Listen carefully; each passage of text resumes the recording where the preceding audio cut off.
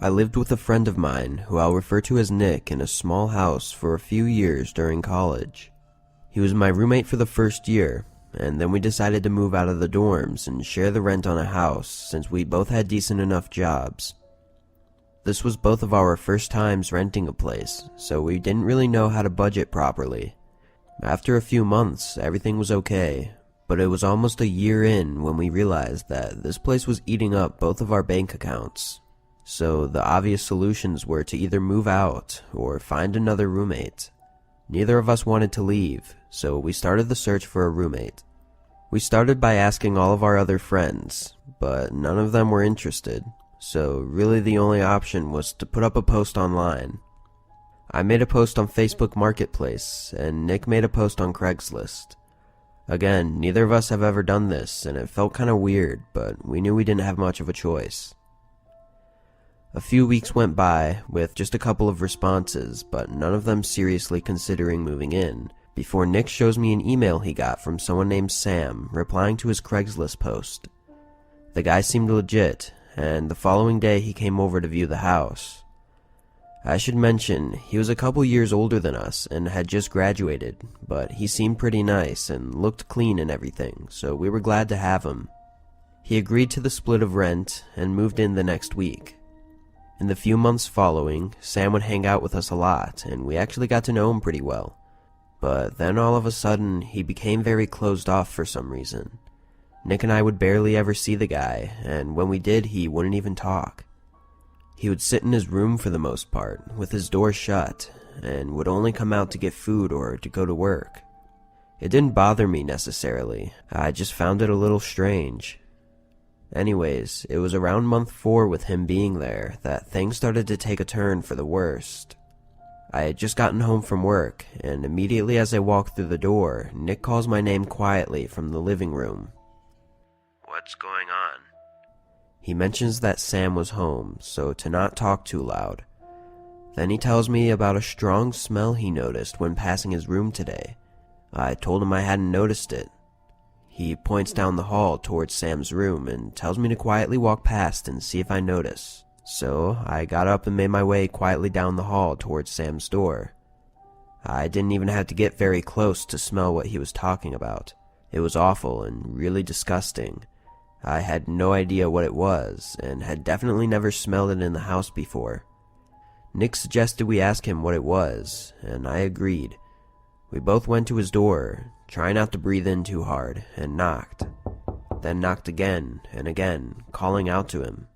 He didn't answer. Nick said he was sure that Sam was in there, but after a couple more minutes we just gave up and figured we'd ask him tomorrow. It was already pretty late at this point, so we both made a quick dinner and then ate while watching TV in the living room, and then we both went to bed. The next day, I caught Sam on his way out of the house and asked him what the smell was last night. I was just taking out the trash." He quickly left and drove off. That answer didn't really make any sense to me, but I didn't want to press him too hard. I told Nick later that day, and he agreed that it was weird, but didn't know what else to do, so we left it at that. Another couple weeks go by. Again, Sam barely talked to us, but the smell had gone away by now. I got home from work late one night, and Nick and Sam were both in their rooms, already asleep probably, so I pretty much went straight up to my room and fell asleep as well. But sometime in the middle of the night, I woke up hearing some movement below my room, which was where Sam's room was located downstairs. I listened for a couple minutes, trying to figure out what he was doing, but eventually I fell back asleep. The next morning, Sam ran out of the house to go to work as usual. However, he didn't return home that night. Another couple days would go by, and he still hadn't come home. I called him multiple times, and his phone instantly went to voicemail. We were actually starting to get worried and decided to check his room to see if there were any clues as to what was going on. His room was pretty messy, and actually kind of looked like a lot of his stuff had been packed up and taken out. I also found a pair of glasses in his drawer with some other random belongings, which was weird because Sam didn't wear glasses. He left some clothes and all of his furniture behind though, which made us believe that he didn't just move out suddenly. Nick ended up calling the police to notify them about Sam possibly being missing, and an officer arrived that night to investigate and ask us questions. We told him everything we knew and let him look at his room. Nick also gave him a picture that we had taken together back when Sam first moved in. After that, we didn't get an update until a week later. A different detective called us and informed us that the identity of the man in the photo with us was not Sam. They said a family member recognized them as their missing son who had been gone for almost a year. After that, the case got a lot more complicated, and we didn't have much helpful information because the guy pretty much lied about everything he told us. So after a little bit, we lost contact and stopped getting updates. As far as we were told, the man was just some regular guy that was living with his parents, who suddenly went missing for no known reason. He never came back to our house though, and I'm not sure if he was ever found. It's definitely the most interesting and creepy experience I've had though. Just knowing that I was living in the same house as someone who made up a completely fake identity and was legally missing gives me chills every time I think about it. It's pretty hard not to assume that this man was trying to hide from the police because of something he had done, or was still doing. Hey guys, I hope you're enjoying the video. If so, please leave a like. And also, a small percentage of people that watch my videos are actually subscribed. If you want to support this channel and make this channel reach the 1 million mark, please consider subscribing. It's free and you can change your mind later. Enjoy. I had just graduated college, and I needed a small place to stay while I searched for a new job. I worked part-time at a small grocery store, but now that I graduated, it was time to start looking for a better job. Anyways, apartments were way too expensive to rent on my own, so I was mainly looking for places with spare rooms for rent. I knew it would be awkward for a while living in someone else's house, but I didn't have much of a choice to be honest. My old roommate from college suggested looking on Craigslist, as most other sites at the time didn't let you post single rooms in a house, or maybe it was just really hard to find them. Either way, Craigslist seemed to have a ton of options to choose from, so I stuck with it. After a few days though, I started to get frustrated as none of the people would reply to my requests, and the ones that did would just apologize and say it was already taken. But then on Saturday morning, a new room popped up. It was nearby, cheap, and looked pretty nice. In the description, a man named Tom was advertising it as a large house with a spare bedroom for rent that also had a separate bathroom and closet. This sounded perfect to me, so I emailed him about my interest and then went to work. I knew the listing had just been posted that morning, so I felt confident that I was the first one to contact him. On my lunch break, I checked my emails and Tom had replied, asking me to come and view it that afternoon. I knew I'd be tired after work, but I also really wanted this place, so I agreed and we set a time. After work, I drove straight there, which was only about 10 minutes. From the outside, the house looked really nice. It honestly just looked like a regular medium-sized neighborhood home. I parked on the side of the road and walked up to the door, then lightly knocked.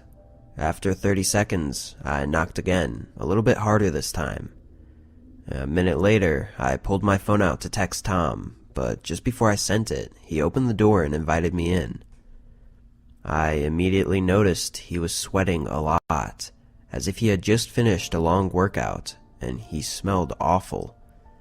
I didn't want to be rude or anything, so I just ignored it. He began walking me around the ground level floor, showing me the kitchen and the living room. He mentioned that he didn't use these rooms often, so I wouldn't have to worry about getting in his way.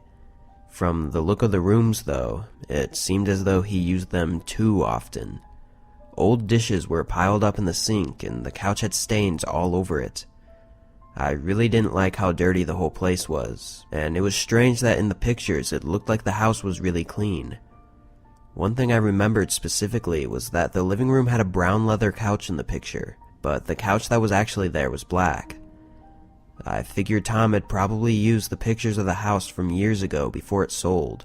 I was a bit annoyed at the dishonesty of it, but all that really mattered was my room, which was upstairs. Tom led the way to the stairs, then stopped when he reached the bottom of the steps and held his hand out in a gesturing manner as if he wanted me to head up first. I got a weird and uncomfortable feeling as I started up the stairs, as Tom didn't follow me. He stayed at the bottom and smiled, saying that my room would be the first one on the left. I continued to the top and took a couple steps into the hallway before a soft thud came from behind the door to what was said to be my room.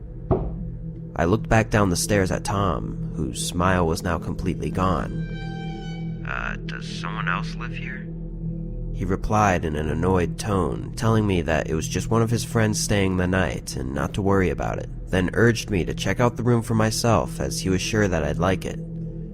I was definitely pretty nervous at this point, scared even. Why wouldn't he have told me that someone else was here? It seemed like something that I should know. Everything started adding up, and all I wanted was to get out of there right away.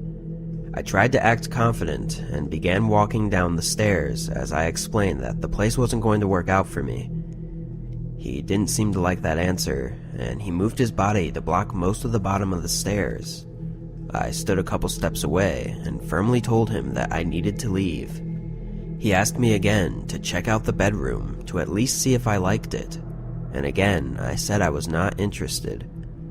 He looked at me for a moment, then to my surprise he smiled and said okay, stepping aside. I quickly walked past him and straight out the front door. I don't know what was going on in that house, but something didn't feel right about any of it. I even felt lucky to have been able to leave so easily. In the moment, I thought I was going to have to force my way out.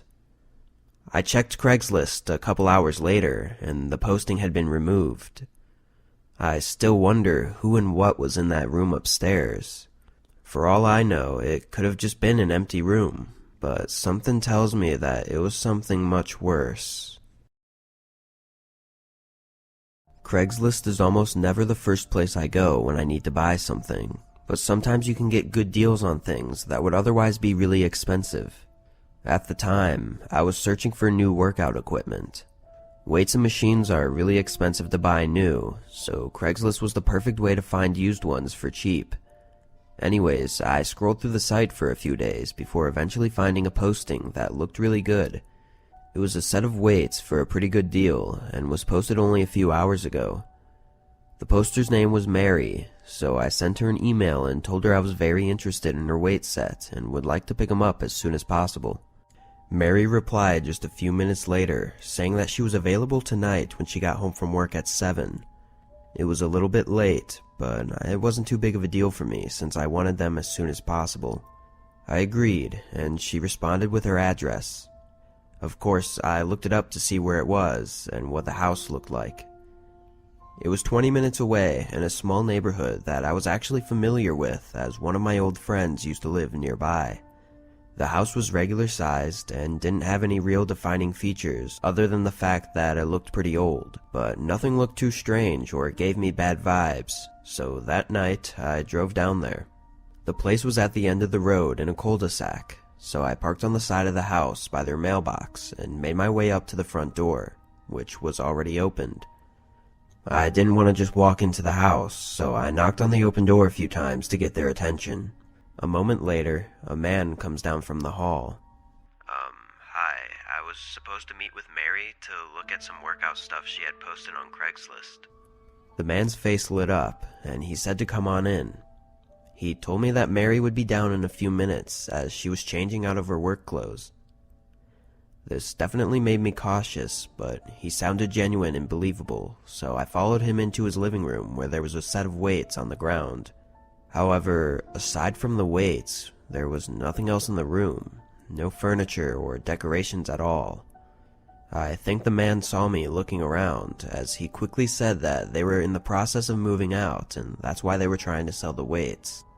Still skeptical, I looked at them for a second, but immediately noticed that a few plates were missing. I asked him if this was everything, as I thought I saw more in the pictures. He smiled again, telling me that Mary might know where the other ones are, but then he just stood there looking at me. I got really uncomfortable and asked him if he could go check on Mary to let her know I was here. He waited for a moment, and then he agreed and walked up the stairs. I was obviously beginning to worry that Mary might not even be a real person at this point, so I listened intently to make sure he was talking to someone. After a few seconds of silence, I went over to the bottom of the stairs and looked up towards the top. The man was standing there at the top, just staring at the wall, probably waiting up there to make it seem like he actually went to ask someone. I fell into a panic, knowing now that this was all a lie and I was likely in the middle of something horrible. I started to quickly walk towards the front door, trying not to alert the man, but as soon as I turned around, I heard heavy footsteps rushing down the stairs. He called out for me to wait as I ran straight out the front door and into my car. Strangely, as I drove away, the guy ran out the front door and around the side of the house. I pulled over after driving out of the neighborhood and called the police to let them know what happened, in hopes that they could figure out what was going on. I didn't really know what the man's plan was, but I was confident enough that he was up to something.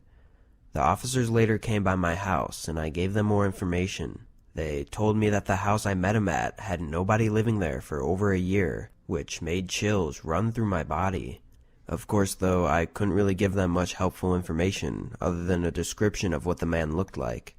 And other than that, all they had to go off of was the weights that he'd put in the empty house that may have fingerprints on them.